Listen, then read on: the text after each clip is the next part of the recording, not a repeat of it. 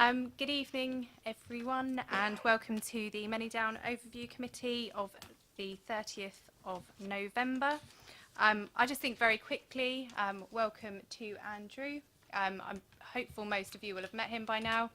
He's taken over from Richard as the Project Director for Manydown, so welcome. I will quickly start with the usual, which is starting with the fire evacuation procedures. There's no fire alarm scheduled for this evening, therefore if the fire alarm sounds, please evacuate the building immediately. The fire exits are located at the rear and side of this room. Go down the stairs and meet in the Memorial Park. Also just note that this meeting is being webcast live on the internet, and I think I've just seen on the screen it is working. And just a reminder with mobile phones, please just to ensure that they are on silent or off. Thank you. So if we start with apologies for absence and substitutions, we have Councillor Faulkner replacing Councillor Mrs Tucker this evening. Councillor Harvey? Apologies from Councillor Freeman. Thank you, that will be noted. Declarations of interest.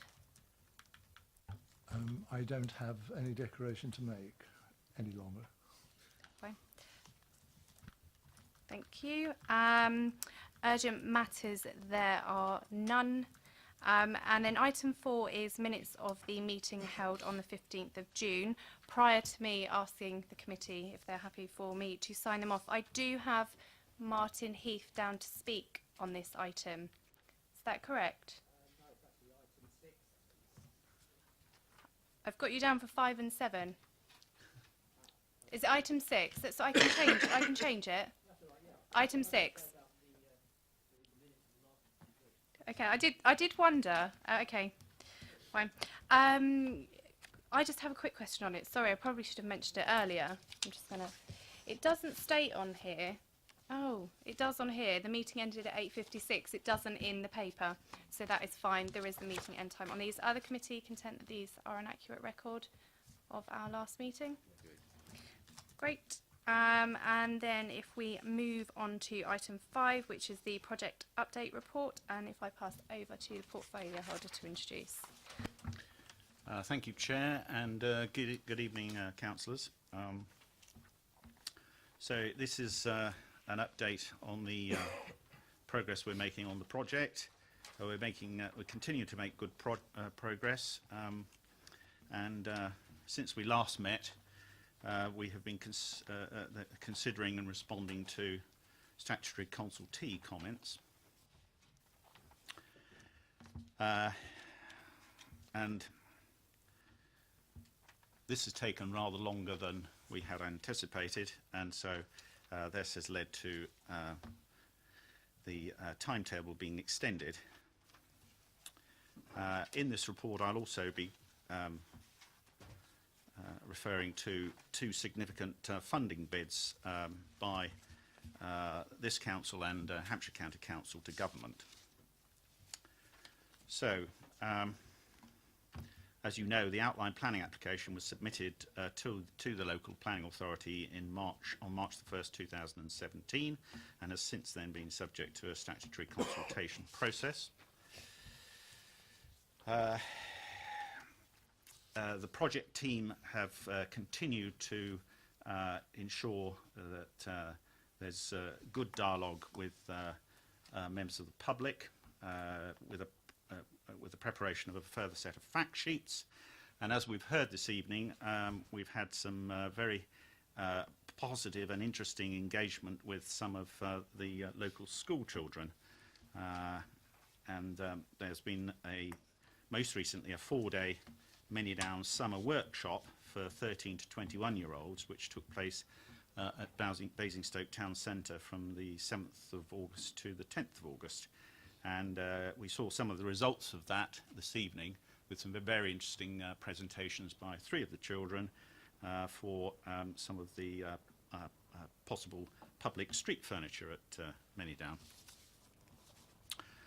Referring to the planning strategy, as we reported at the last meeting, an initial analysis of the consultation responses suggested that none of the responses received required a fundamental change to the overall strategic approach to the application. But the project director will give you an insight and an update into some of the issues that we've been working on in relation to the further statutory consultation. So we've had further consultations with the LPA and statutory consultees, including a series of statutory consultee workshops organised by the local planning authority. A key element of these discussions has been the design of the main access junctions and refinements to the transport assessment requested by Hampshire Highways. So we've been working closely with Hampshire Highways to agree a satisfactory solution, and as I said, Andrew Reynolds will give us some more information on that after I finish speaking. In considering some of the comments made by Hampshire Highways and other statutory consultees, it has been necessary for us to make some amendments to the application. The current programme anticipates that revised documentation and further information will be submitted to the local planning authority in early 2018. The LPA will then invite further feedback from statutory consultees and the public, alongside a briefing by the landowners to the public and statutory consultees.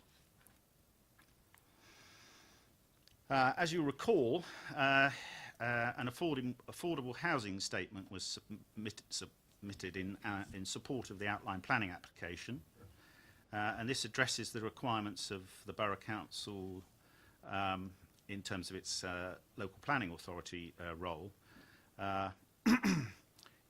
and sets out the approach to the amount and broad mix of affordable housing to be provided in phase 1 of the Manydown development. In accordance with policy CN1 of the local plan, our objectives as landowners is to seek a viable development of 40% affordable housing across the whole development of phase 1. And this will accord with the local plan policy target of a 70%, 30% tenure split as a baseline. But with a ability to vary this tenure mix subject to council approval based on evidence of meeting local need and viability. Given the scale of Manydown and its longer term development programme to the end of the planned period to 2029, the viability, quantum and type of affordable housing is anticipated to change over time, which may be as a result of changes in government legislation, funding and housing demand. For this reason, as has been referred to previously to this committee, it is considered that the best way to deal with the detail of the composition of the 40% local plan policy requirement is at reserved matters stage, once the joint venture partner is appointed. This approach will involve a phased review mechanism to be undertaken in the light of a detailed phasing plan, which would take account of the level of infrastructure Section 106 required for each sub-phase or parcel, together with consideration of any change in government policy or government funding that we've received.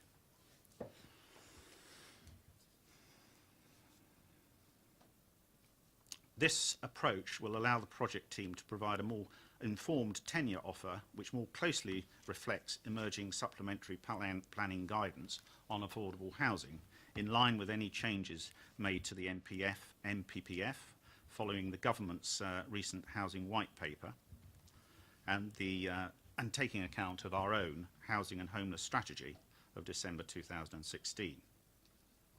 The approach is intended to maximise the delivery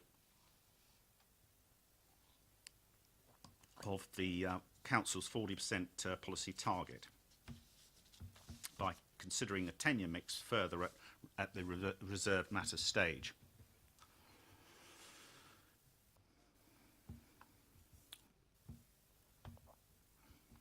I would also highlight the fact that in our discussions with the prospective private sector partner, it's been highlighted that there's a requirement which to achieve the 40% affordable housing at Manydown.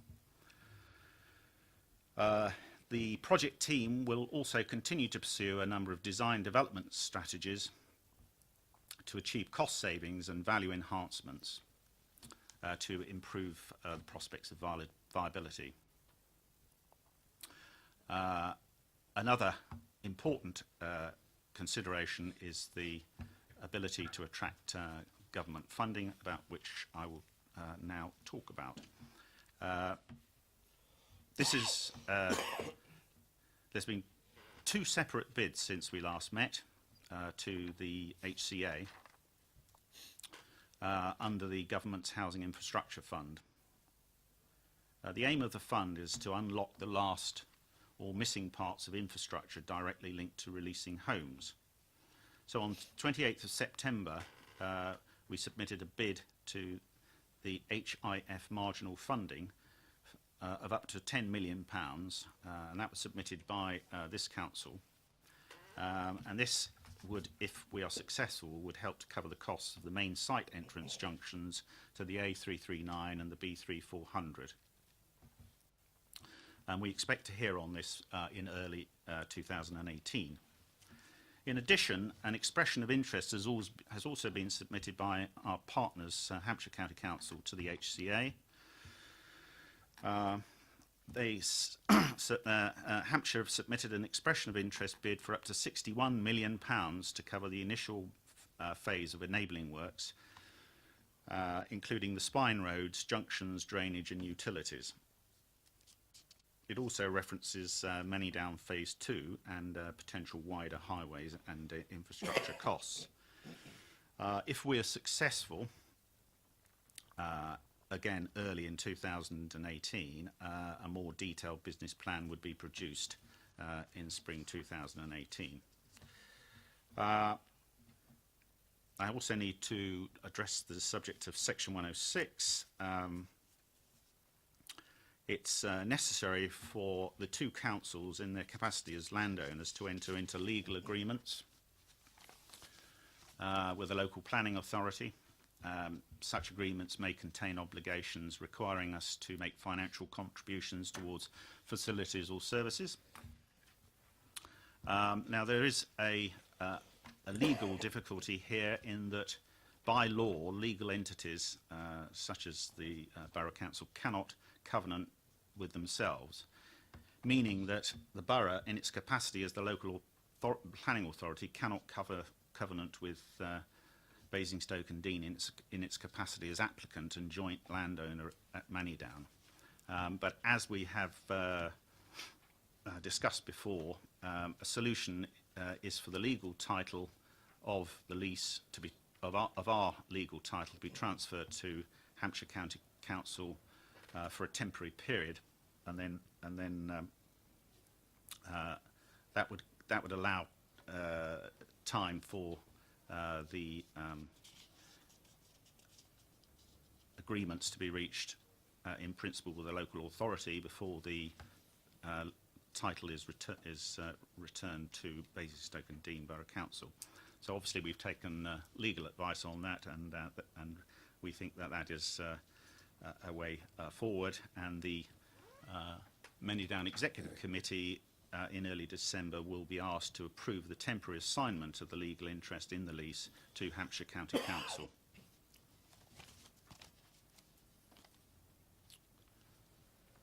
I'd ask you to note that the costs that we've incurred in taking forward the Manydown project over the recent years, and which are jointly funded by this council and Hampshire County Council, may be eligible for recovery from the calculation of the enhanced value of the land in accordance with the Manydown lease at the point at which the land is purchased.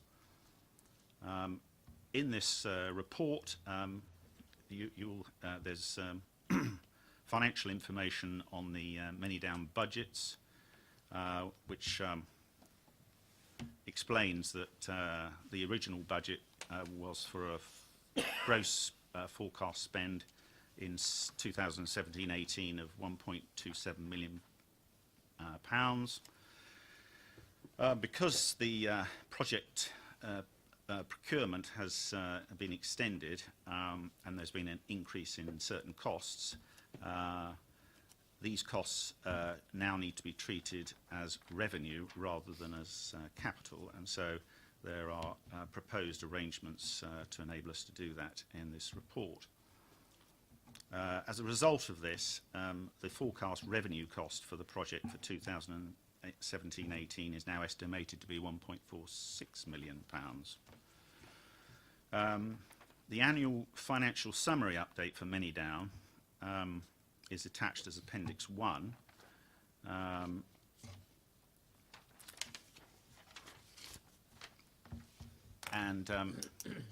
One thing that I'd particularly draw your attention to is that is the value of our land holding. As you will know, this was acquired in 1996 at a cost of £5 million to this council for its 50% share. It's now valued as at 31st March 2017 at £18.25 million.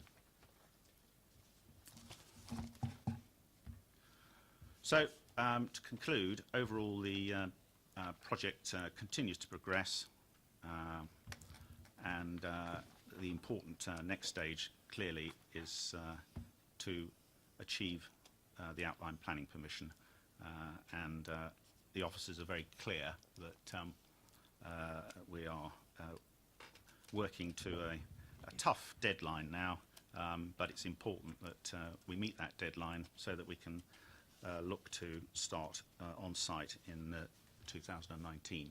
Thank you.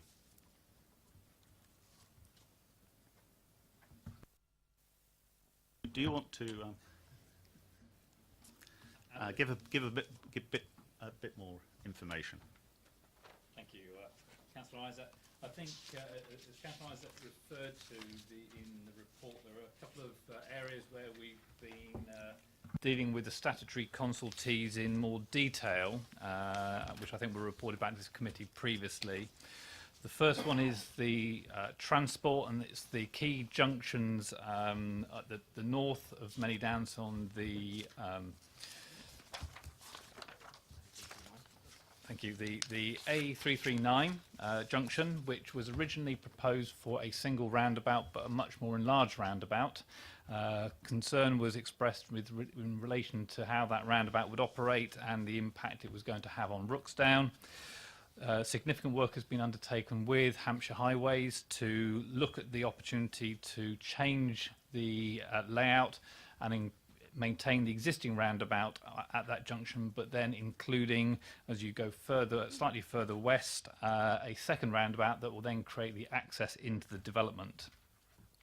So the work has been done to look at that junction and get agreement with Hampshire Highways to create a dual roundabout junction that will help manage traffic flows in terms of peak time, and also to avoid and minimise any rat running, as they would call it, through to Rooksdown from the Roman Road. So at this point we've got agreement with Hampshire Highways in terms of that design, which is being finalised at the present time. The other key junction where we had concerns or objections to was at the southern, on the B3400 junction coming out of Worting. So again, we had a large crossroads junction that would access from north to south. Concern was expressed of the scale and size and impact of that junction, along with the managing the speed come along Worting Road. Further consideration has been given to that junction, and the discussion has now arrived at, again, introducing a smaller roundabout just west of the current junction, but a much more scaled down junction to access the north and south part of Manydown. The secondary roundabout will provide access and will allow traffic to flow easier and manage traffic flows through the development at Manydown. So again, the design work is being completed. and we would look to introduce that as part of the updating of the planning application. The other aspect that has been key to the conversation has been with the density of development, and in particular objections from Historic England in terms of scale and density around some of the more sensitive areas. We've reviewed those densities. As you recall, the development is is for approximately 3,200 homes with up to a 10% additionality, which takes it just up to 3,520. The testing of that has been considered in terms of environmental impact and transport impacts, so that we understand how the quantum of development operates within the scale of the environment and transport. The issues have been worked through in terms of reducing some of that density or massing in those key areas that are most sensitive. So around the part of the area to do with the sort of town or village centre to Manydown, we've reduced some of the scaling and provided more sensitivity to the adjacent land and how it is overlooked. So again, responding to Historic England in trying to manage the scale and density in the more key sensitive areas. I think I've added those are the sort of two key main areas, unless there are any other questions. Housing number. In terms of the 3,000, I commented on the 3,200. So in terms of trying to look at the type or the description of development has been at 3,200. As I said, we've been testing, and the work that we've done is to allow for an additionality of 10%, so that in terms of the parameter plans that we have developed for Manydown will allow and enable that level of quantum of housing to be developed there. Thank you. Thank you. Just before I open up to questions, I do have Heather Rainbow down to speak to item 5. Okay, so can I just run through, because I've got 4 names here. Martin, you have indicated you would like to speak on item 6, which is the next one, which is the Manydown delivery vehicle report, the governance and procurement. And then if I just run Sheila, I've got item 6, and you wish to speak to item 6, not item 5, yeah? Heather, item 5, so I can call you forward in a moment. And Andy Malloy, item 6. Yes, item 6, the next one. Okay, Martin, it's up to you. If you want to come and speak to this one now, then that's fine. And then Heather, if you want to speak afterwards, yeah. Thank you. So just as normal, it's the 2 minutes. So if you can try and keep it as close to, please. Thank you.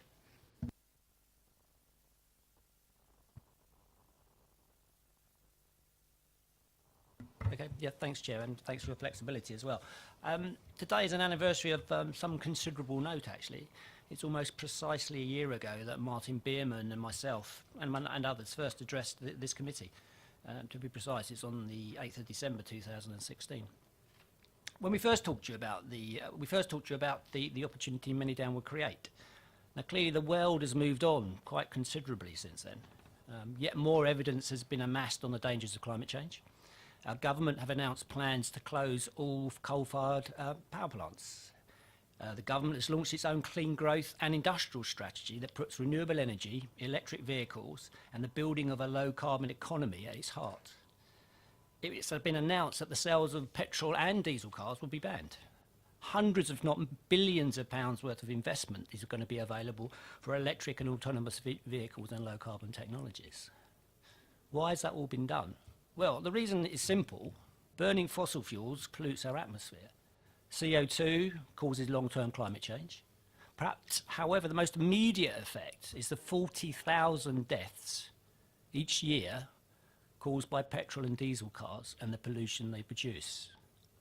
So yes, a lot's changed in the big wide world in the last year. Major steps have been taken to build a cleaner and greener world. But what's happened in Basingstoke in that year? Well, BTN, Basingstoke Transition Network, has installed 14 air monitors across the town. 2 of those monitors were close to the Manydown site. Both of those monitors detected illegal levels of air pollution already at those sites, particularly as the one we've already discussed at the A339 roundabout, where air pollution levels are already above legal maximums. We presented the results of that air monitoring to the committee on June the 20th. Now, in December last year, we asked 5 questions. Now, I thank you, Chair. I got the answers to those questions at 5:45 this afternoon. So I'm very grateful that those questions have been answered. Because So clearly, are you okay to start to sum up, please? yeah, I've only got one more paragraph to go. I won't repeat those questions, and clearly I haven't had a chance really to look at them. But just to conclude, we've had a tremendous, perhaps once in a lifetime opportunity to make Manydown a world-class sustainable development, one in which we can be proud, one that utilises all the green technologies of the future, and one that isn't built to the standards of 2016. Now, I think we have a responsibility to deliver this collectively. I hope the committee accepts that challenge and delivers Manydown that will work and will not wait for another year before starting work on this, and indeed fully answering our questions. Many thanks. Thank you. Am I on? Yes. I just would like to, just for the benefit of the committee, the written response to the questions that were asked were actually provided in August, I believe, and I think earlier in June as well. I have just simply forwarded on those answers again, so it wasn't a case of it's just been provided today. They were provided significantly earlier than this evening. I don't know whether, Councillor Isaac, you wish to respond to anything this evening? That's Rather mystified why you didn't receive the answers in August. Because I certainly remember sending the emails, and maybe we've had some sort of email address problem. Did Martin Bierman receive the answers? Well, anyway, I'm pretty clear that the answers were emailed in August. But I'm sorry you didn't get them, because that's it's very mystifying. Thank you, and I guess just in future, if there is any concern, because I made an undertaking previously to get those answers to you, if you haven't received them, then please contact me and I will obviously chase that up for you again. I now, very briefly, Happy to give you the benefit of the doubt, and it only took you to August to give us the question. Only 10 months, but we certainly didn't receive them. But 10 months, I don't think is acceptable. Thank you. thank you. They were provided, obviously I will leave it here, but they were provided prior to August as well, which I do have copies of. So next I have Heather Rainbow from Cycle Basingstoke. I'm here for Cycle Basingstoke and also for the South West Action Group, which represents over 750 residents in the southwest. Sorry, just Martin, are you able to just leave the table whilst Heather? Thank you. So I'll just start your 2 minutes now, if that's Yeah. okay. Right, Heather Rainbow, Southwest Action Group, and also Cycle Basingstoke, talking about transport. We're dismayed that in the officer's report for tonight's meeting, it says that there's no need to substantially change the transport plans, and there is no indication as to what is actually being prepared in the transport line, other than a brief nod to the 2 roundabouts. SWAG highlighted the fact that there was inadequate cycle infrastructure proposed, there was lack of plans for real and substantial modal shift, the traffic analyses were flawed, there was a lot of inconsistency in the transport assessment and contradictions. And then there were residual severe congestion at key junctions. With respect to cycling, we requested multiple access points for cycling so that cycling would be encouraged over motoring. We have exactly 1 cycle access point, which is actually designed for walking. There is lack of cycle connections to the neighbouring villages and on the B3400 as far as Whitchurch, or to Wharton St Lawrence and villages in the direction of Tadley. lack of connection to the hospital and to the railway station and to the town centre. We are dismayed that there is no reference to improving the cycle provision on the Spine Road, because there it is proposed to put yet again cyclists on the pavement, sharing with pedestrians, which will create a lot of conflict. We want to have the cycle highway standards, not shared use facilities. The layout of the site does not promote cycling over motoring. It is just as quick to travel by car to any destination or any house by motor as it is by cycle.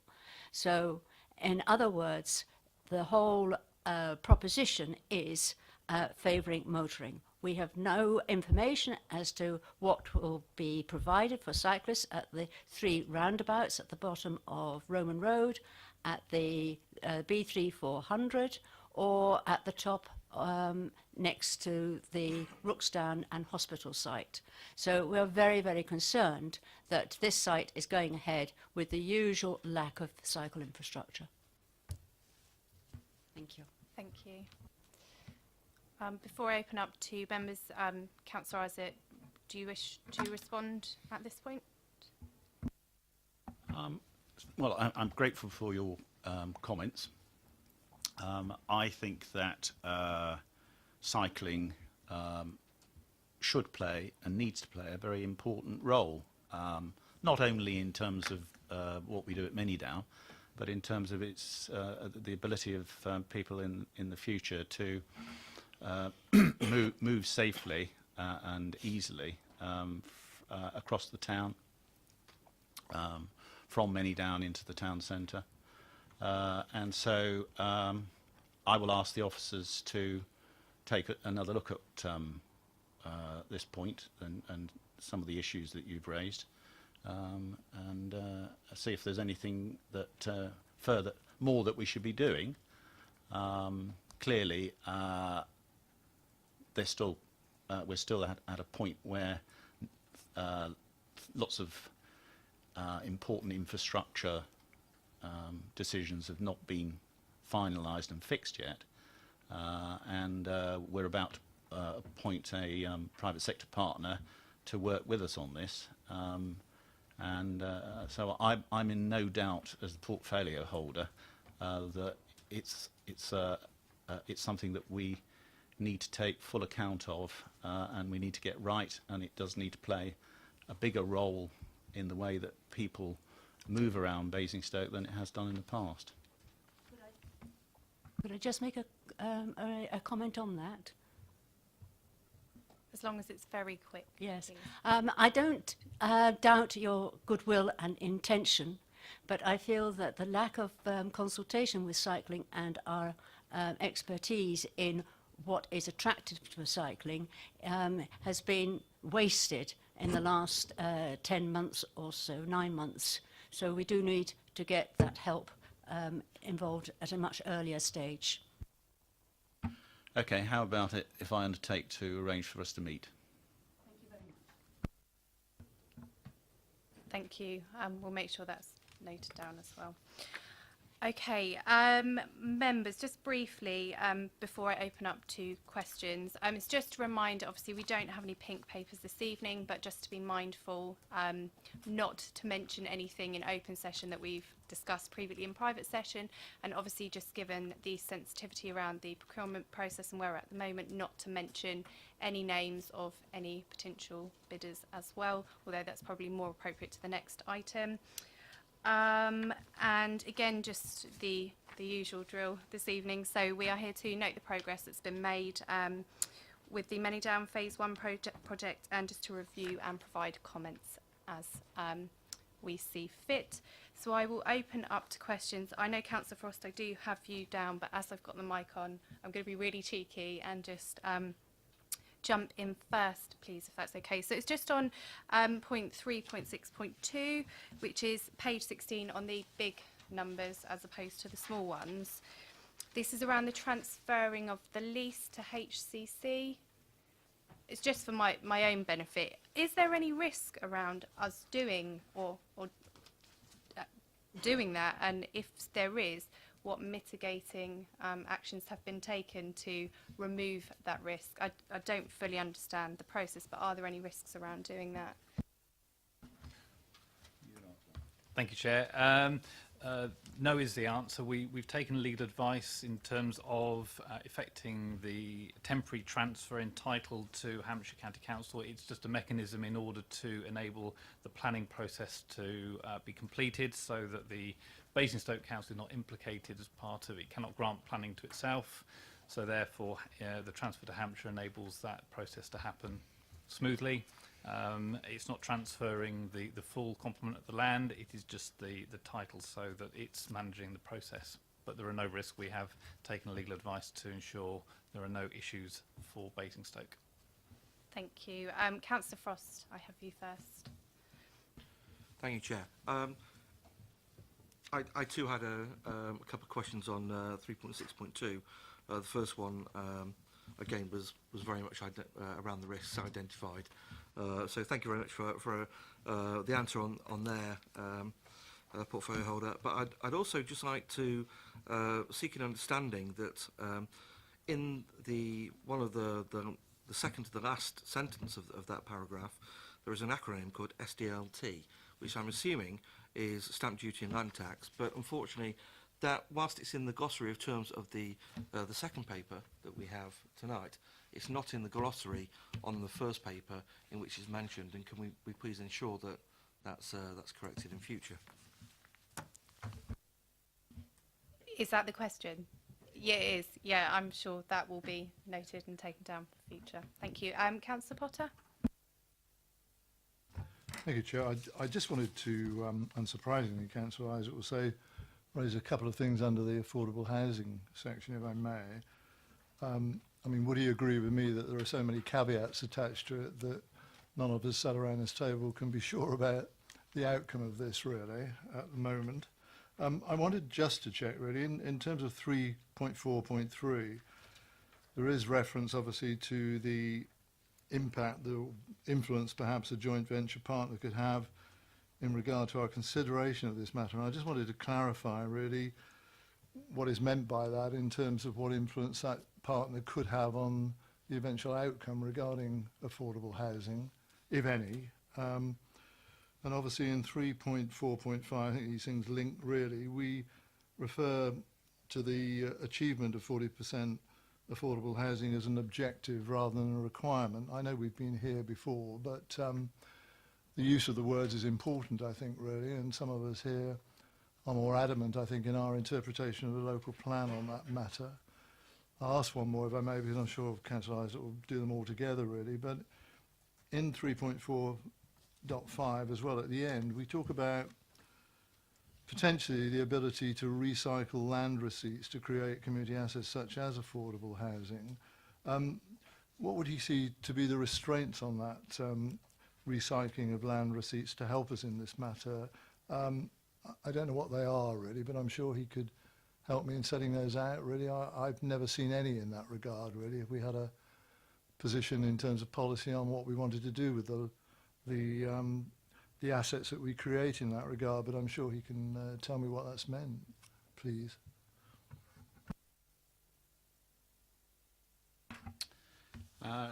Thank you, Councillor Porter.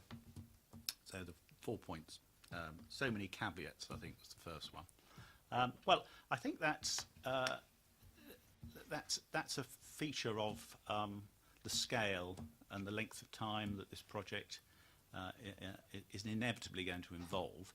There are very many moving parts to it, and therefore I think that what we're doing here is taking a realistic approach. We don't minimise the challenges of achieving a viable scheme that will deliver 40% affordable because of the huge infrastructure costs that are going to be required.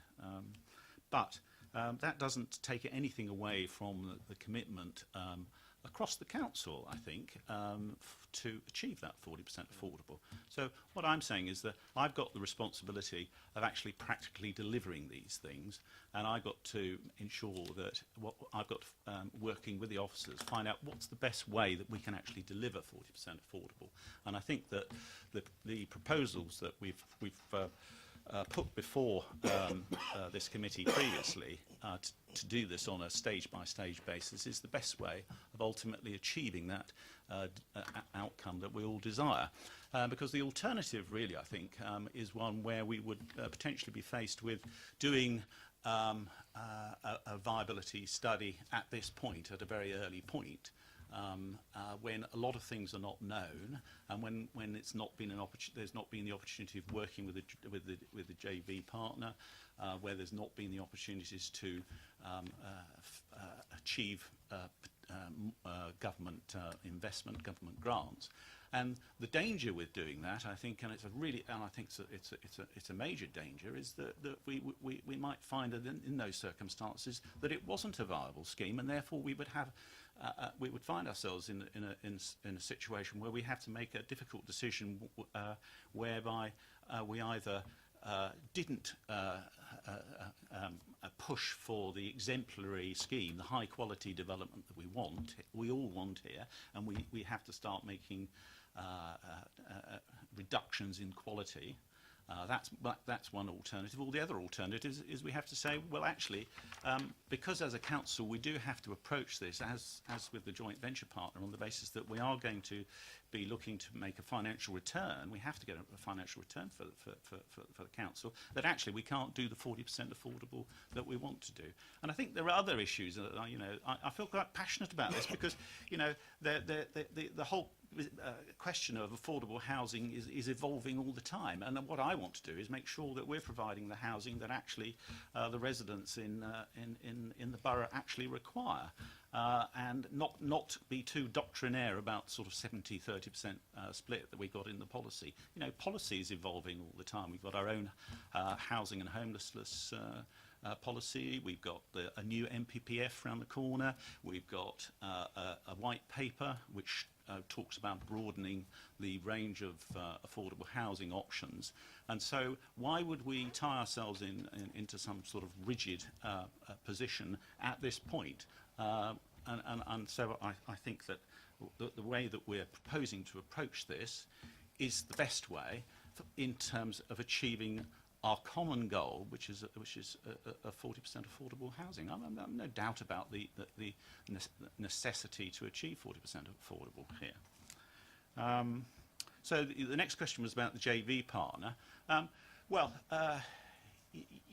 This has been a very carefully worked procurement process, and we've throughout that the officers have made it clear to the prospective private sector partners that we expect them to share in and buy into the principles of this council in terms of providing an exemplary development, good neighbours. You know all the 10 principles we've set out, and you know that the key difference here with other developments is that we're not going to be getting planning permission and then disposing of the land. We are going to be joint venture partners throughout this. We're going to be 50-50 partners, the two councils and the private sector partner, and therefore we have every ability as a partner to ensure that these objectives that this council has signed up to and this administration has signed up to will be delivered. The next one, I think I've probably answered the third one in my first answer. And then an interesting question on recycling of land receipts. There is I think that we have, it's one of the principles, and so it's been enshrined, if you like, that we will look to recycle receipts. Clearly, in order to do that, we've got to have a viable development that's actually generating returns for us. when we've got a private sector partner on board, then we can get down in earnest to the whole question of working out the capital programme for Manydown, and that will give us a much better idea at that point, I think, about what the potential is going to be in terms of spinning off of additional revenues that we could then reinvest in Manydown, and may I say the neighbouring areas, because they should also benefit from the wealth and that is generated through this very important undertaking for the borough.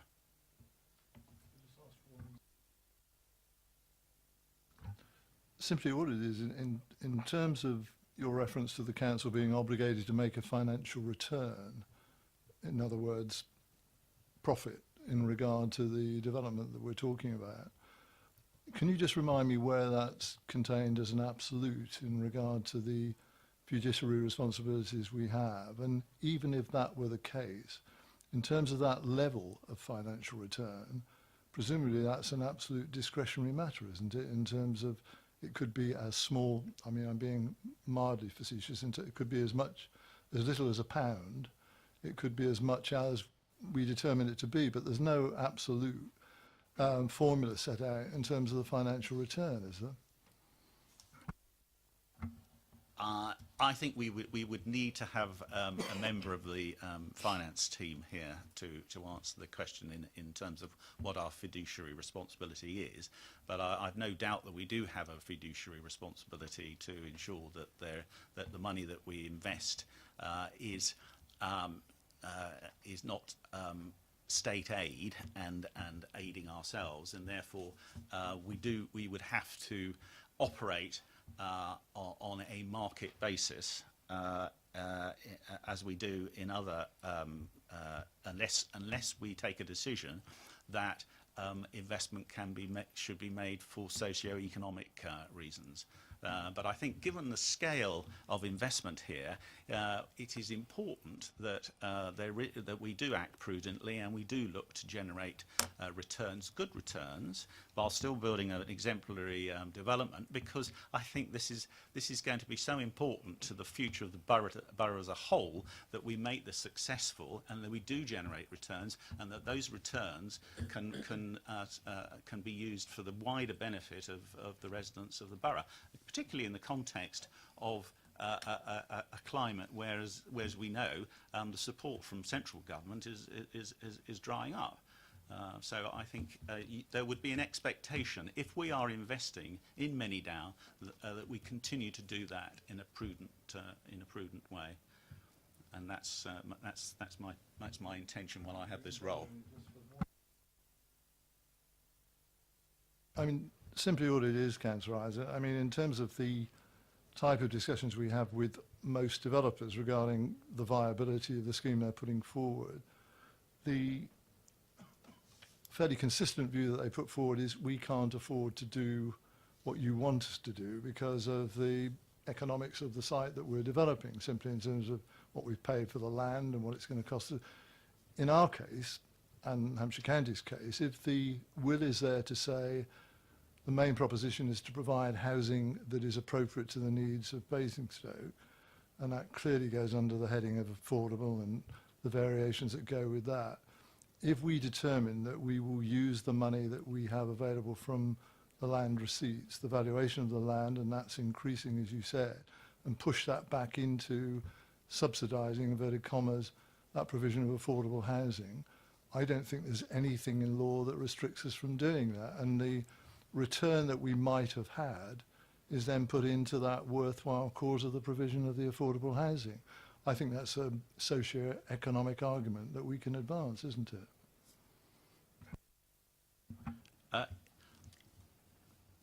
It's possible that could be the decision that we take, but I would not minimise the responsibility we have as a public body to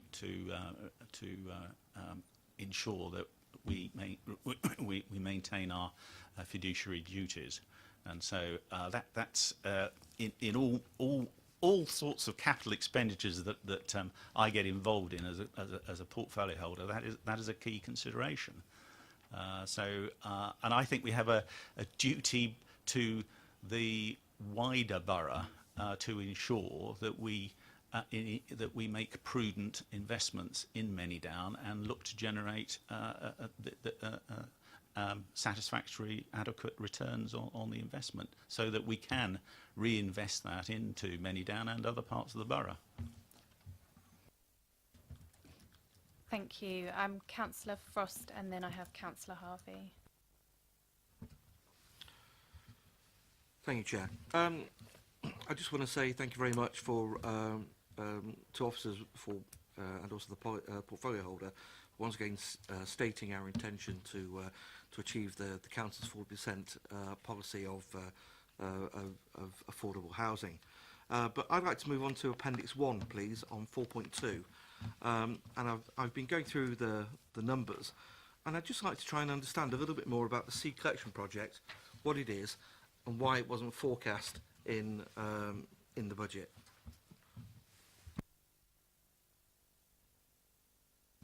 I'm going to invite the project director to answer that one.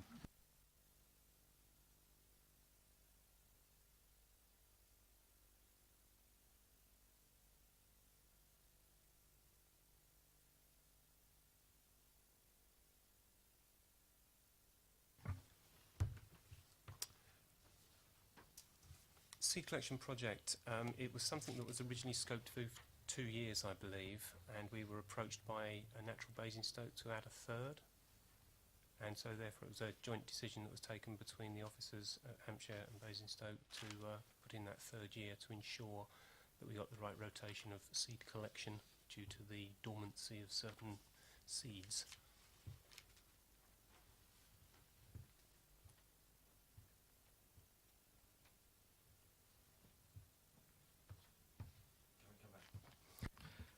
Thank you for a very swift indulgence, Chair. I understand that answers very succinctly why the £25,000 wasn't foreseen in the budget, and I can agree with that. I still really don't understand why we had a seed collection project going on here. Are we building on sites of special scientific interest?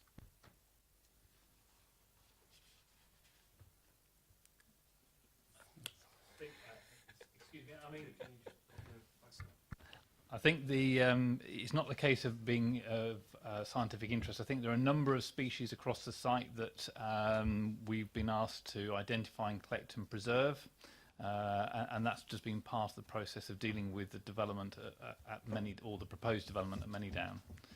So this has been an ongoing process that that in terms of special plants and part of the nature up there is in terms to preserve that for the future, so that if at some point when we deal with some of the mitigation matters, those species could be reintroduced back into certain parts of the development. I think I'm correct in some of that. Sorry, Chair, just one final, and then like Councillor Potter, I'll withdraw and give the floor to Councillor Harvey. So what will happen to the seeds that you've collected, okay, that are not going to be reused on the site?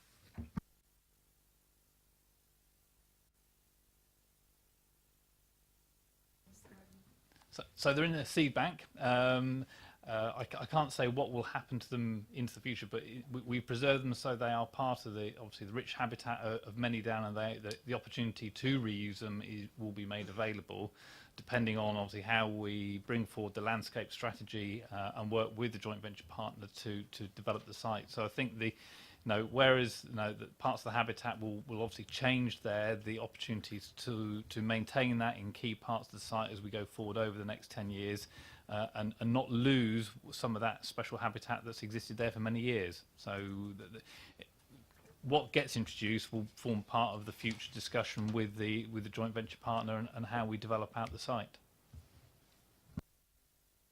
Thank you, Councillor Harvey. Thank you, Chair.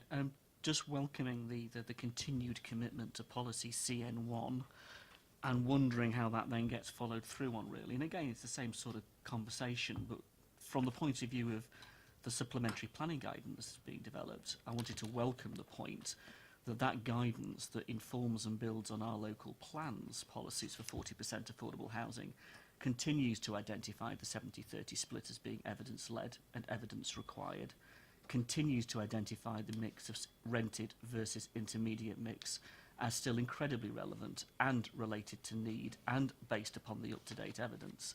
So again, thank you to our officers for providing us with the evidence base that continues to give us the view that the 40% affordable housing on a 70-30 split that emphasises rented over intermediate but at the appropriate mix continues to be this council's policy. Therein, seeing that fulfilled in Manydown is still as relevant now as it was when we began, and the evidence in our local plan is being borne out by the supplementary planning guidance which is now being developed by the authority. So any dogmatic approach, and I thank the Cabinet members' comment on refuting any dogmatic approach, I welcome that. Any dogmatic approach to free market affordable housing, of course, should be rejected. We shouldn't be going down that road at all. We should be listening to our own residents and having a Basingstoke approach to affordable housing that relates to our own evidence. So I welcome that, which then begs the question, if we're going to have a section, a heads of terms signed off on a section 106 through the planning application that in some ways enshrines that position of affordable housing at that point, and then we enter into a process with a joint venture partner, who I think the critical choice of becomes even more important in that context of how is the affordable housing approached by them, to then designing what a review mechanism might look like. Because as a legal mechanism, as a review mechanism that will be in many ways approved by both their lawyers and our lawyers and Hampshire's lawyers as a review mechanism enshrined, I'm concerned as the devil in the detail. So I can understand why you would want to wait. I get the argument about the phasing. I understand the point that's being made. That doesn't take away the concern that a joint venture partner or a future point, because the review mechanism is designed as such, leads to us not delivering the 40% affordable housing, or it leads to a non-evidence-based approach because somebody has a bright idea that isn't evidence-based, but might well be very dogmatic simply because somebody in government has decided that that happens to be a policy at that particular point in time that might well change 48 months down the line if there were to be a change in government or a change in minister. So from that point of view, our policy, I think, is important, and I welcome that if you're going to commit to that. So I want to see that reflected in the review mechanism, and I'm not sure how you're going to achieve that at the moment, and maybe it might not be for this point. Maybe it might not be for this meeting this evening or for a future meeting, but it might be something the Cabinet member wants to take away, and I think we should be briefed on that, Chair. I think that should be part of a future meeting where we get to look at the review mechanism, we get to understand it, or how we get to understand it, particularly how a joint venture partner might influence it or seek to change it or shape it. Because once it's signed legally, my concern is it's going to be very difficult to unpick it. Councillor Isaac. Right. I'm going to answer that as far as I'm able to. But firstly, I'm pleased to hear that that you continue to support the phased approach through reserve matters. And I suppose that we're clear that there is a commitment to our local plan policies. That's it's our policy. It's our local plan. I think that what I've also been saying this evening is that we do have to, and it's important that we do take account of the evolving planning environment, particularly in relation to what government is doing. We can't operate aside of what the government may choose to do through its white paper, through the through a new NPPF.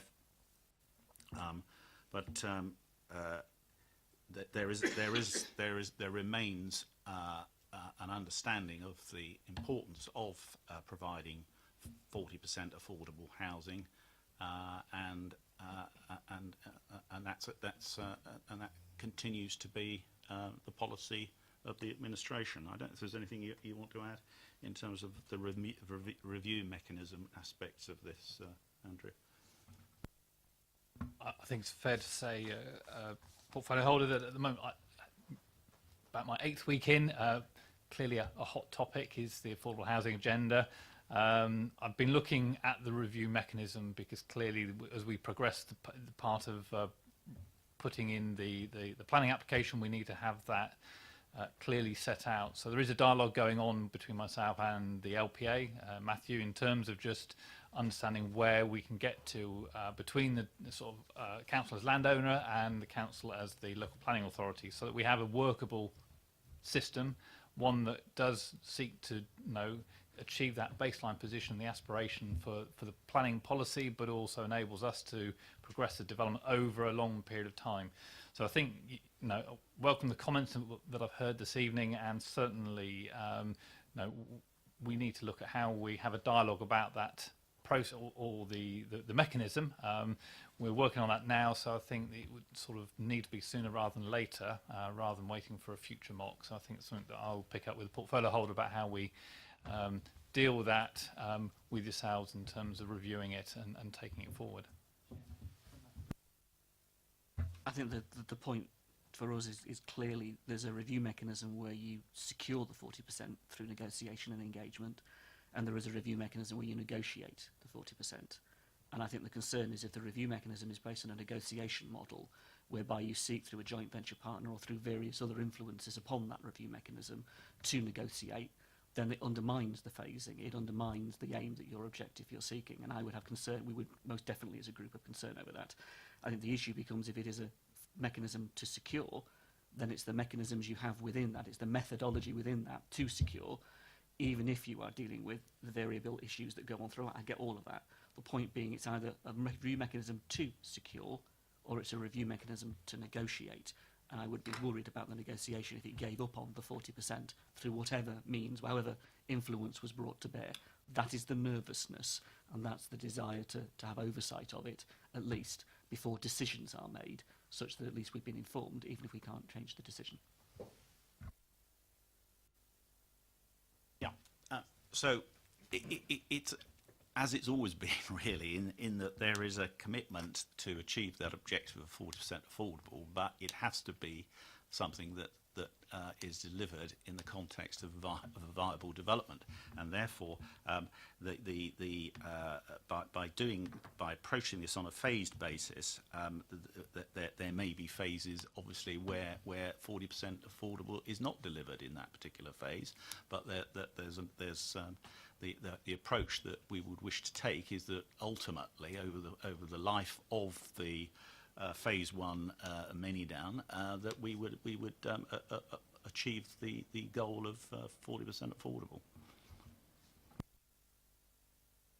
I think the issue becomes when you sit in a briefing and you hear advice given by consultants that says, look, and this is the LPA, this is not yours, the LPA side of the equation effectively influence it, saying you might get 5, you might get 15% if you're lucky. If certain things happen, if certain things get in the way, then that presents a massive obstacle and a serious worry. Now, as a landowner, that's one perspective, and we see the LPA having a different view on that, and we're into a conflict on that, and that conflict will play out. That's the point.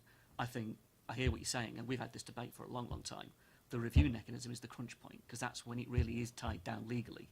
That's when you really are into the detail. And I think I disagree with you, and I think we disagree with you. We want to see the 40% secured.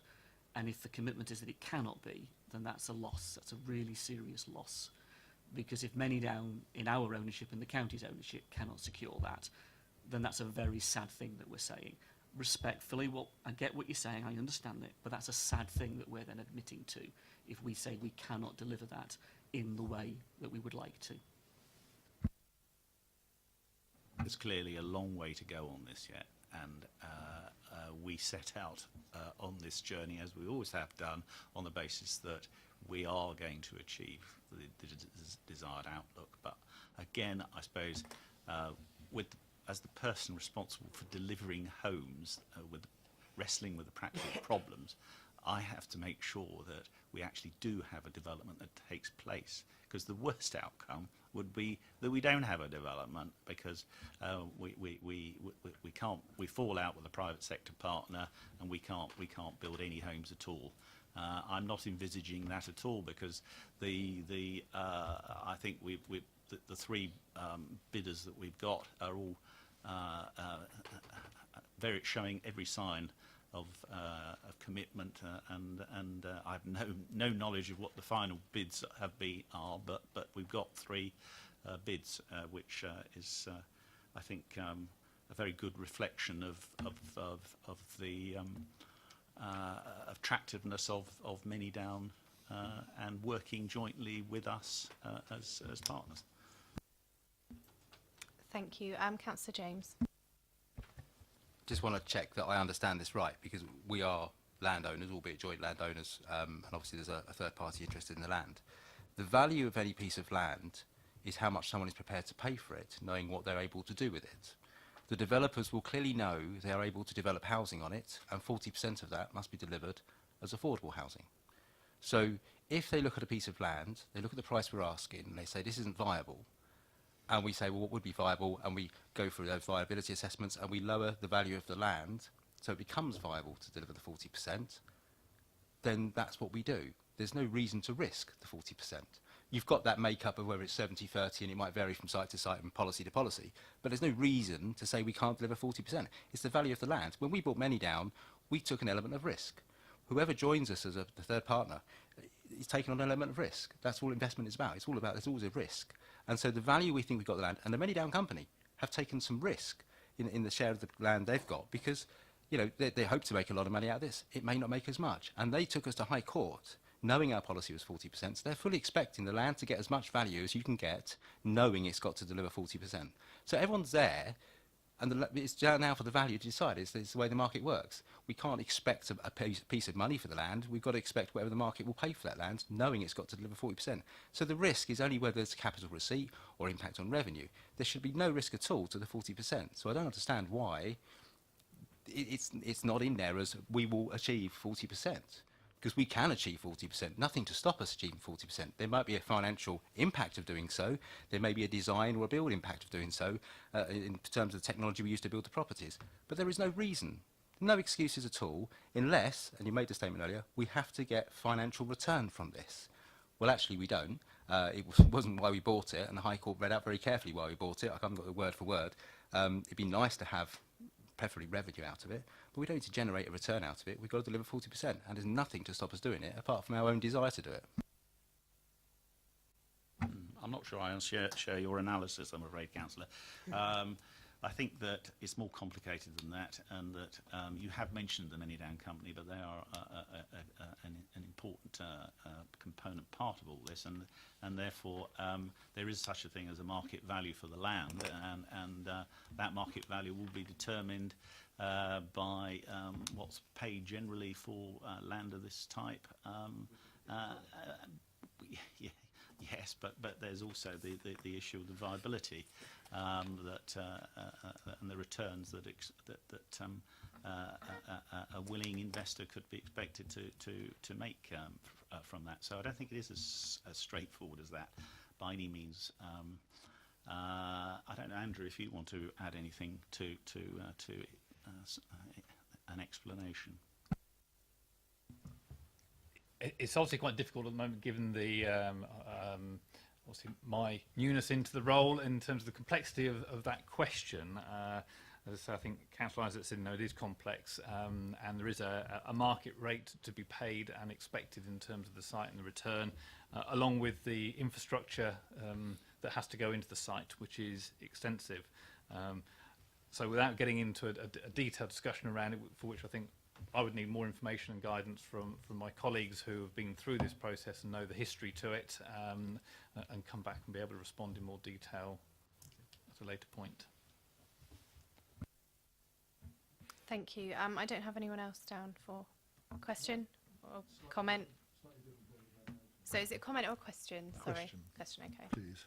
I just wanted to ask Councillor Isaac again, if I may, and this is slightly different, page 19, 5.1.1, which gives an outline of the timetable that we're working to, and the outline planning application to go before DC in spring 2018, which obviously he knows, like I do, that's sometime between March and June, which overlaps either side the local elections in May. Would he be reasonably confident that all local political parties will be singing from the same song sheet around that time in terms of their promotion of the Manydown development without any qualification. I know you can't speak for others, but I bet he's got a hotline in this.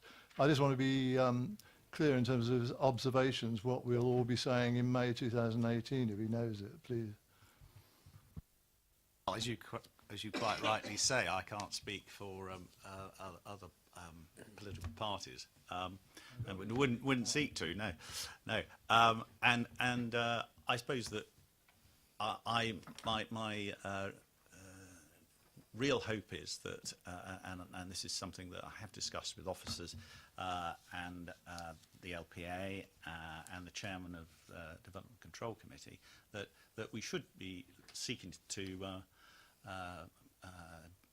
get the outline planning application before the Development Control Committee, before the May elections.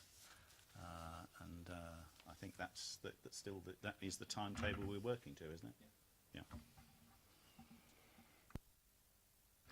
I hope it's not tautology, but I mean, would he agree with me it would be unforgivable, having regard to the road that we've travelled on this, if any local political party started playing games in regard to the elections in 2018 around the Manydown development? And again, I don't want you to speak for my party. I'll have a word with the people that matter there, but in regard to your own particularly.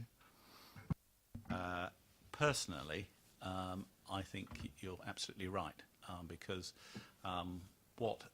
we have many arguments in the council about many things, and it's a very healthy democracy in that sense.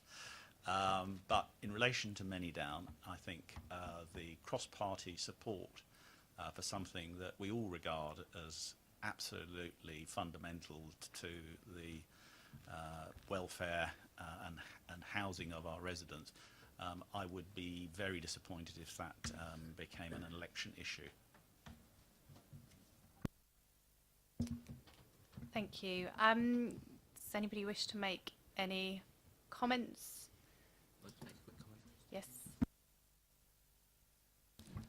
Just a comment overall. I think it's a very pleasing report, and it's good to see progress is being made on Manydown. It's taken since 1996, but we are up in the pace a little bit, which is wonderful, and a tribute to our portfolio holder and leading us a little bit quicker than we were being led before. I would just endorse the views made by some of our public speakers. I often talk about future-proofing the development, and I think although a lot of that comes down to the detailed planning, at the moment we're kind of looking at where the tarmac's going to be, not how wide and what might be on it, but I do think it's really important that we design it in at the earliest possible stage. I think there's a reality, much as the electric car is going to solve lots of the air pollution problems, certainly in Basingstoke, although it will generate them somewhere else. I think cycling is the future. There's a reality that there's lots of the town that can't be expanded and upgraded and have wider roads because it's all built up, and we need to really encourage people to cycle more, walk more, and use other modes of transport. And I think it's really important we make Manydown. I'm not talking about not building parking spaces, because someone tried that before and it was disastrous. I own a car, it hasn't moved for 2 weeks, but I still want to park it somewhere. So I know Councillor Raphael is already working on changing the parking standards, etc. But I think it's really critical early on we look at how we can make Manydown as sustainable as possible for not just the buildings but also for the people and the way they move around it. Because in the past, some of our dual carriageway and road systems, roundabouts are not particularly nice to cycle on. I've had many a near scrape. So I think we really need to factor that in very, very early. The reality is that the future is probably not the car. Thank you. Is there anything from Councillor Harvey? I think we're moving from Boris bikes to Hammond cars now in terms of driverless cars. I mean, you know. Thank you all. The comments that have been sort of captured throughout the questioning, obviously we'll capture in the minutes. And if we can just go back to the recommendations, which are committee notes, the reports, and to review and provide comments. And obviously, I think very clearly, once again, the committee has made very clear their view on the sort of the reaffirmment of the 40% on Manydown, and I'm sure that'll be a continual theme as we meet. Councillor Harvey, yeah. Thank you. Could I ask, obviously the officer gave commitment if the cabinet member is happy for some sort of communication to take place over the review mechanism in an appropriate way? Yes, I have noted that down, and Andrew's obviously making an undertaking as to how we deal with that as well. So yes, that will be taken. Don't know why I turned that off. Thank you. So we are now on to item 6, which is the delivery vehicle report. So if I hand over to Councillor Isaac, we also have a couple of members of the public to speak afterwards as well. Thank you, Chairman. This report tells us that good progress is continuing to be made in the selection of a private sector partner. I would draw your attention to in the report the fact that over the summer all members were invited to visit an exemplar scheme of each of the bidders, which included an informal presentation and a tour of the sites. On the 19th of October, we closed stage 4, which was the detailed solutions stage, and this brought to an end the competitive dialogue procedure under which we've been working on this procurement. So the final tenders stage commenced on the 19th of October, and the 3 bidders were invited to submit their final tenders. Councillors will note that this includes the bidders' proposed business plans and marked up draft contract documentation. And the final tenders will be evaluated by the Council's Joint Officer Evaluation Panel on the basis of the evaluation framework that was endorsed by the MOC and approved by the MEC in June of 2016.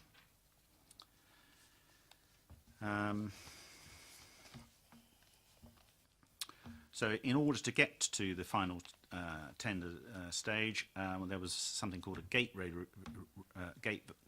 review, and at this, based upon the advice from our legal advisors and financial advisors, it was concluded that the proposed transaction was in line with the governance and procurement regulations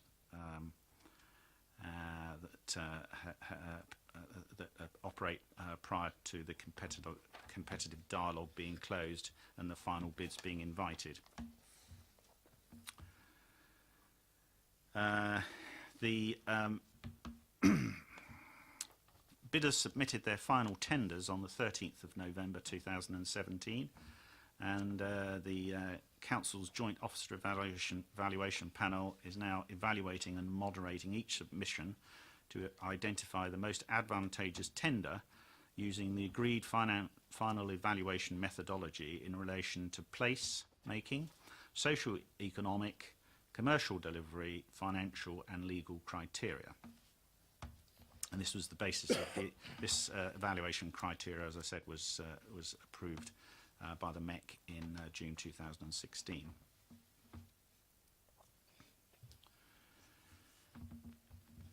The Council's respective governance, the 2 councils' respective governance and decision-making processes will approve the selection of the preferred bidder and supporting final business case at the end of the final tender stage, and the award of the contracts and the final establishment of Topco and Devco. As far as this council's process is concerned, this will be on the basis of delegation to the Executive Director of Borough Development in consultation with the Executive Director of Finance and Resources and the Head of Law and Governance. And they will approve the recommendation from the Joint Officer Evaluation Panel in relation to the preferred bidder, and that will be presented to Cabinet for approval in spring 2018. I think the idea is it would go to Cabinet in February.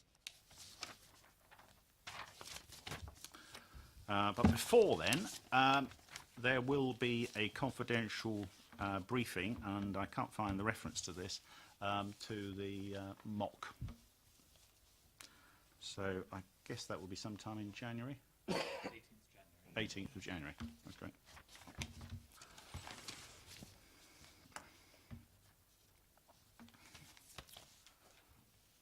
So, in terms of further legal work,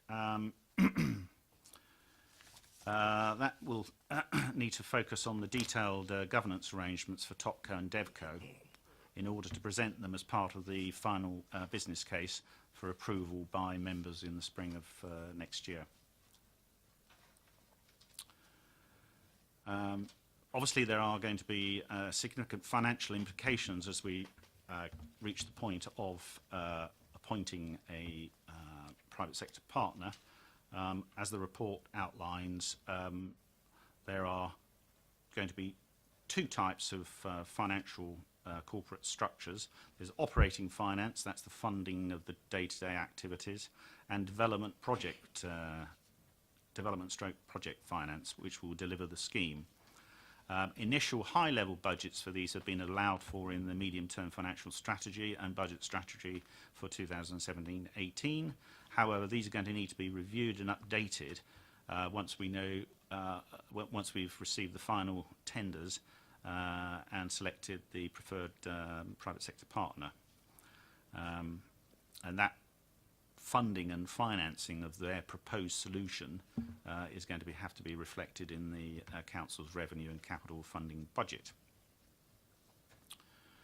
And it's anticipated that these will be presented as part of the final Topco business plan and approval report for the preferred bidder, currently again scheduled for spring 2018.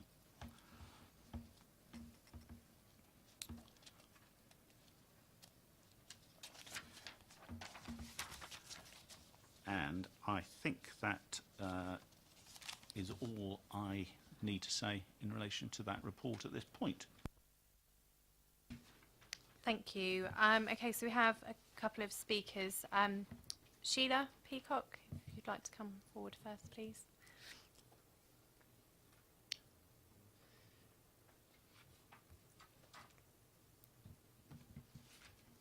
It's 2 minutes, so if you could try and keep it as close to that as possible. Thank you. Yes. Thank you very much, councillors, for letting me speak. 2 points I wanted to make. First of all, concerning the cost, prefabricated houses, perhaps even manufactured on the site, may be cheaper than traditional house building and will reduce the transport cost and the carbon footprint possibly, and may allow you to have much higher quality in terms of insulation than is possible with shall we say, normal building techniques. And also that I think if you go and see the Nightingale View, then you'll find that the bricks there seem to be wrapped in plastic that has a foreign name on it, and I suspect this may be because they've been imported from the continent.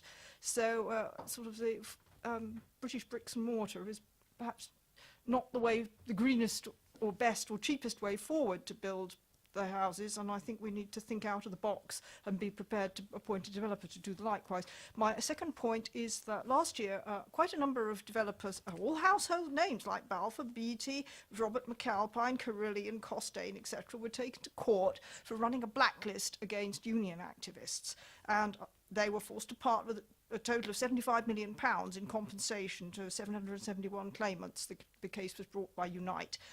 We want to be free of that kind of problem, and so I would hope that we can ask our proposed commercial partners to wash their hands of any such blacklisting practices and to ensure that they follow standard practice of recognising trade unions, having trade union reps, having a joint safety council, listening to what the joint safety council says, and generally avoiding what the HSC has been doing lately to firms who allow people to die on the job, which is imprisoning their managers. We do not want that to happen on our patch.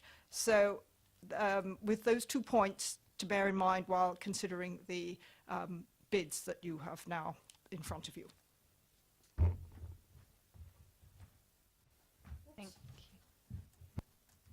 Thank you.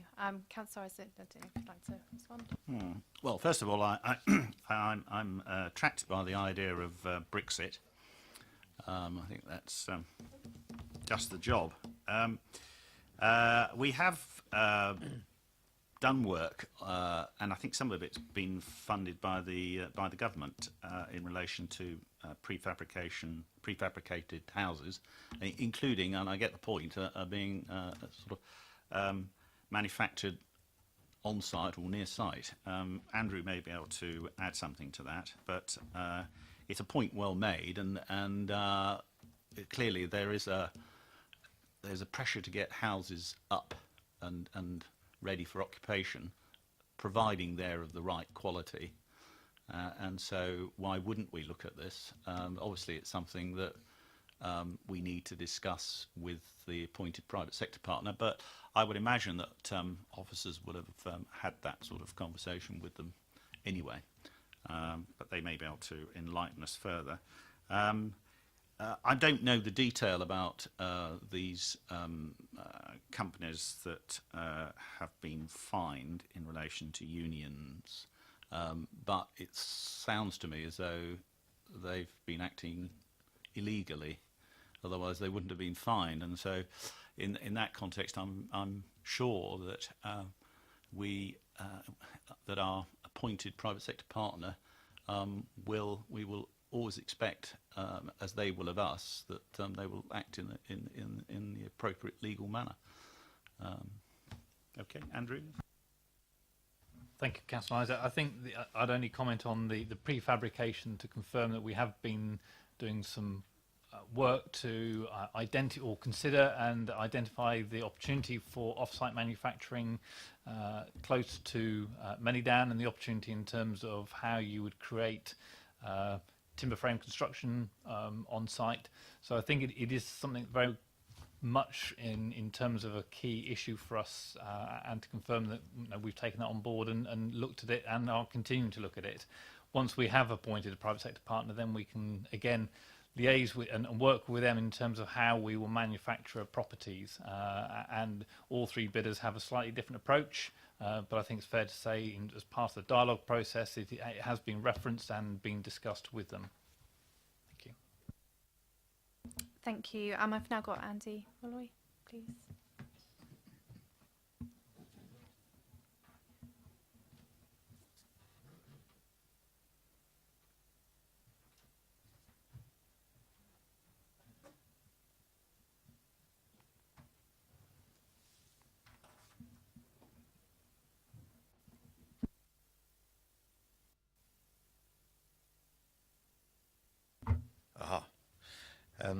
Having read the reports from officers that have been presented to this committee, I wish to pose a few questions for consideration. The context of my question is the need to join up the thinking to deliver value for money as we progress through the Horizon 2050 process in the background of this exciting Manydown delivery programme. We should not see these programmes as distinct and burdensome challenges, but integrated and inspiring opportunities. Manydown offers an investment opportunity for our Borough Council, who are committed to spend or invest £110 million in capital projects over the next 4 years, as I understand.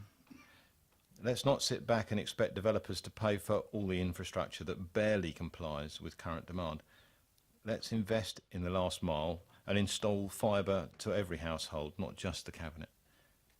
Let's invest in the power and waste services that go beyond current demand.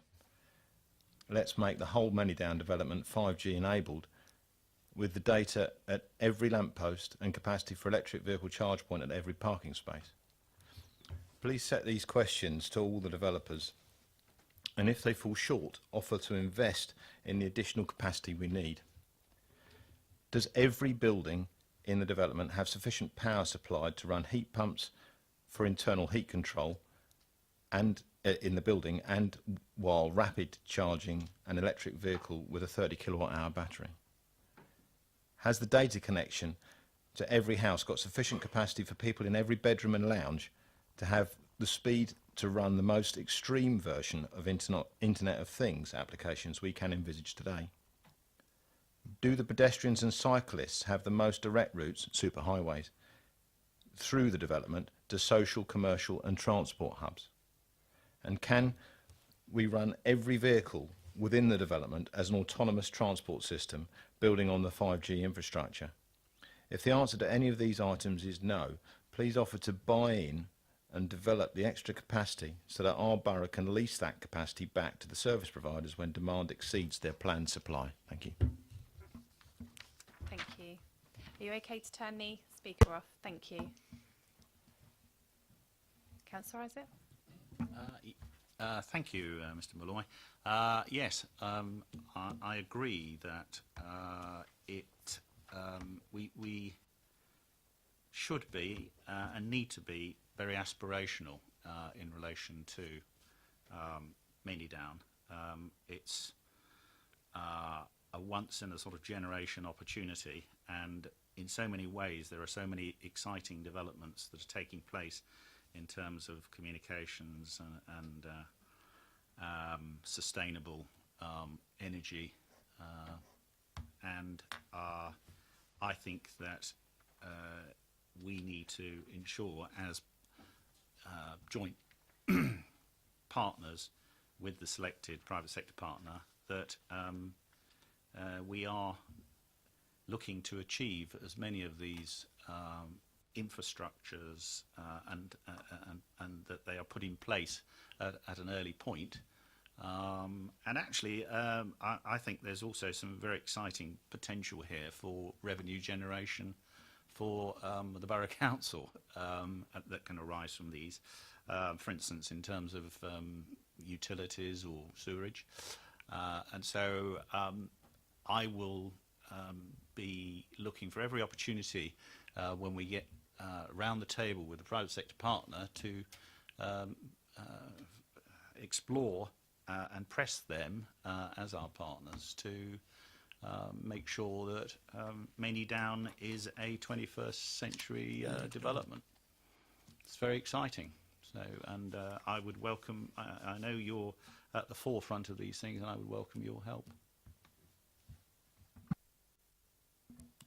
Thank you. Are there any questions? Councillor Potter.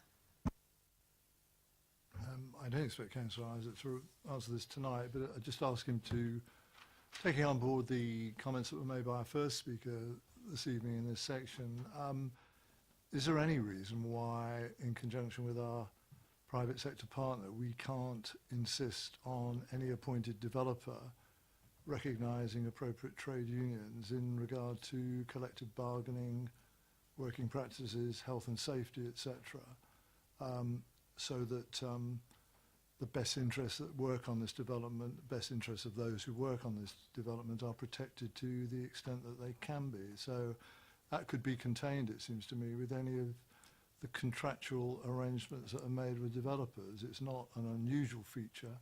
And I'd just ask him to look into that, if he will, really, in regard to the current negotiations that are taking place around the specifications. I'm happy to look into that. I don't know enough about this topic and the implications of it to say any more than that. But if that's something that the committee as a whole would like us to look into, then I will certainly do so. Which I guess on that point opens it up. I don't see anyone. It's only an ask to go away, look at it, and yeah, provide if you can do. It's a written response, I'm assuming. Okay on that point. Well, if may I, Chair, I mean, just establishing the principle, I mean, it seems to me, I mean, to be frank, I mean, I say this obviously as a ex-trade union full-time official, as you know, but those organisations, those companies that resist this normally have reasons for resisting it. Good practice companies that have the best interests of their workers at heart and the end product those workers produce are normally very supportive of this type of arrangement, and I think we should be as a public authority. So the principle is, yes, we'd like to do it if it's legally possible to do it, and I know it is, by the way. So I mean, clearly, I'm sure Councillor Isaac will come back with the answer we require. As I say, Councillor Potter, I'm happy to take it away and ask officers to look at this. But you know, there are always degrees on these things, and there may be at one level union recognition, and there may be at another level there's collective bargaining, and I'm not sufficiently familiar with the implications of all these things to be able to say anything other than to give you an undertaking that we'll go away and have a look at it. Thank you.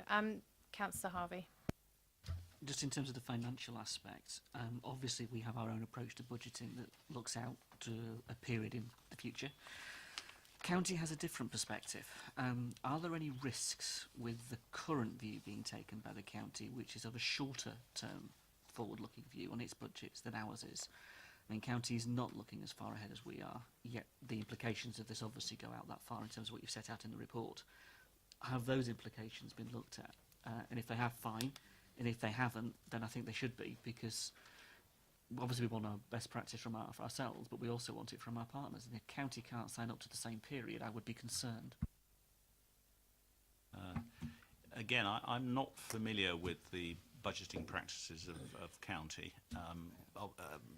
Obviously, the new county councillor is no doubt immersing himself in the minutiae of counties' financial processes, but I'm not. But all I would say is that having worked with the county over the last 4 years or so, they've always given me every confidence about their commitment, and they've always ultimately paid their contributions, and they are very much a very substantial organisation. Obviously, they're a county-wide organisation with huge resources, and so I would expect them to have every capability of taking this long-term project through, and they've given me every confidence that they see it our way, and we continue to work well together. Following that ringing endorsement of the county council, just the reason for asking the question is, if, as you rightly say, and this is is a point more about the technical aspect in terms of DevCo and TopCo, if those elements and those structures relate to processes that relate to our budget setting and their budget setting, if theirs is only looking out 2 years and we're looking out 3 or 4 years, that overlap is important, particularly in the sense of if you're trying to reach agreements and sign off on things. That's really my point. Is there an obstacle because they're looking at a shorter time frame than we are that we might have to consider in a different way? I'm not suggesting their commitment would be any less. It would be shocking if the county's well, I think all the cabinet members at County Bar 1 are committed to Manydown, as far as I know. But in the context of it, it's just that technical aspect of, does that cause us a risk? And if so, has it been understood? And if it isn't, then there's nothing to answer. We'll take it away, but I'm sure it's not a risk, because the county is approaching this on the same basis as we are, that this is a long-term project, and obviously will require long-term financing, and so I've not heard anything to suggest otherwise in all the dealings that I've had with the county. Councillor James. It's more of an answer, I think, to Councillor Harvey's question. I point him to page 29 of the Hampshire County Council Medium-Term Financial Strategy, which talks much about some of the big investment opportunities for Hampshire County Council, long-term investments where they expect to make money. Slight concern there, they need to make money though. And Manydown is case one, and it stretches for a number of points. There is one section where it mentions once the this model without the involvement of Basingstoke and Dean, which is an interesting one, but I've shared that with officers and they'll probably read it out themselves in due course and just check what that means. But they seem to be in it for the long term, the very long term, and looking into how they can attract revenue out of it. So they are committed to it at the moment, so that's good. And I should say that the medium-term financial strategy was supported by all Conservative councillors, including Councillor Stephen Reid, who stood up and spoke in favour of the medium-term financial strategy, which includes that. Councillor Robert Taylor, who covers sort of just next to Manydown, he also supported it.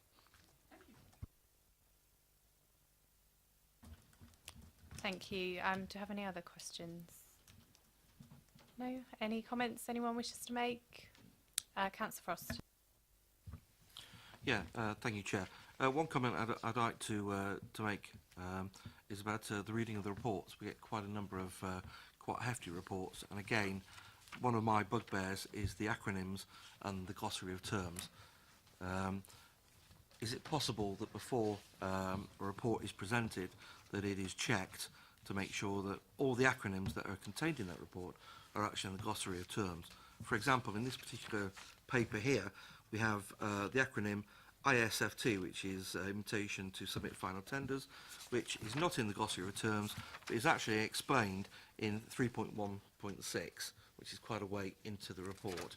Can you please just make it a little easier for certainly my tired eyes to read the report? Apart from that, I'd like to say thank you very much for the update. It's good to see that good progress is being made, and I look forward to the next report. Thank you, Councillor Frost. I'm sure the point has been taken around the glossary of terms and your final point around the progress today. I'm sure we can all agree on that. We'll obviously capture that going forward in the minutes. And finally, just the questions that Councillor Potter and Councillor Harvey have raised this evening, that we do come back with responses for those. Thank you. We are now on to item 7, which is review of work programme. As you all may have noticed, there is currently nothing on there. I will ask the project director to give us a verbal update, but I am hopeful that moving forward we will have a far more comprehensive work programme. Even if there's not always dates tied to what's coming forward, there's at least a to-be timetabled list on there. Thank you, Chairman. Yes, it's an item I've been tasked with taking away and developing a sort of working forward plan for MOC that would feed MEC. I think in terms of looking forward, we are proposing a briefing in January that will bring forward the results relating to the joint venture partner, and clearly that will be a key session in terms of considering that. There are items relating to the development of Topco and Devco, and as we progress forward in terms of the work that MOC would be relating to, is once those structures are set up, the areas of work that come from the Devco through Topco, an opportunity to be considered and guided by MOC and MEC in terms of how the development of Manydown progresses. So what I've agreed with the Chairman is to begin setting that out as a rough framework over the next 12 months, and it will align with the work in terms of the project team and the work streams that are coming through, so people can begin to see in a little bit more transparency about what is happening within the Manydown project team and the project itself, and the areas of work that we need to bring forward through MOC as a landowner. Thank you. Thank you, and I think that is us done for this evening, so thank you very much. Thanks.